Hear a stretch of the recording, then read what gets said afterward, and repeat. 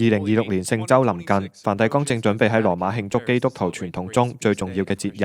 2026嘅聖週將係教宗良14世上任後嘅第一個聖週。去年聖週嘅時候，教宗方濟各嘅健康日趨衰弱。復活主日當日係教宗方濟各喺公開場合嘅最後一次露面。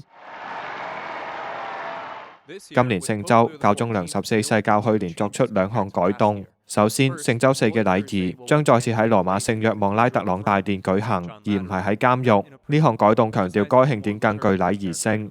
第2項改動係週6嘅復活節守夜祈禱將延後2個小時舉行，開始時間將從晚上7時改為晚上9時舉行。聖週嘅其餘慶祝活動將如常進行。喺聖伯多祿廣場舉行嘅基督苦難主日感恩聖祭將喺上午10時開始。聖週4將喺上午9時半喺聖伯多祿大殿舉行祝聖聖油感恩聖祭，下午嘅禮儀將喺5時半開始。